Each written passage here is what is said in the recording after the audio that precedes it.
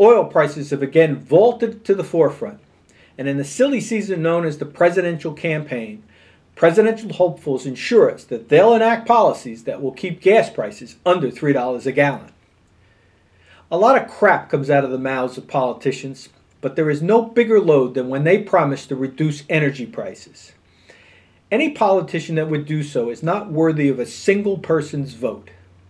Of course, if everyone followed this advice, the Republicans would be out of candidates. Check that. Ron Paul would be their nominee. To President Obama's credit, he has made no such promise. It's merely coincidental that the correct position is also the most politically beneficial to him. I've written about oil prices on numerous occasions, and I may do a video primer on the subject because it's not as clear-cut as consumers might think. Contrary to popular belief, oil companies aren't as evil as they're portrayed in the press. That's not to say they have our best interests at heart. They don't.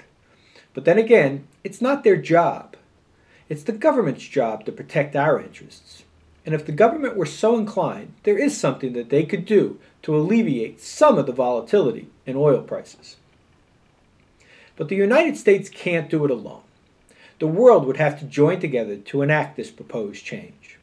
And that change would be to designate certain commodities, mostly food and energy, as strategic and off limits to speculators and traders. Only those who produce, buy for resale, or use these strategic commodities would be allowed to purchase them. Now, I admit, the devil is in the details because part of what occurs in the energy markets is hedging. Hedging, which is a form of insurance, is an important and legitimate tool that helps eliminate volatility. For example, airlines hedge the price of jet fuel to guard against dramatic price increases. Farmers hedge to protect themselves from swings in crop prices. My ban is intended to take speculators and profiteers out of the equation.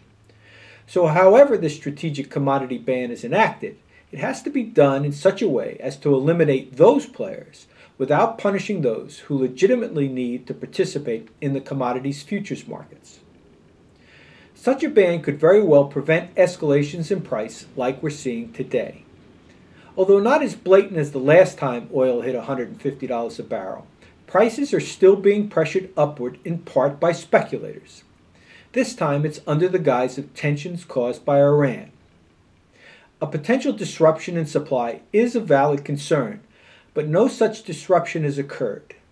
Yet prices have steadily increased in anticipation of an event that may never occur.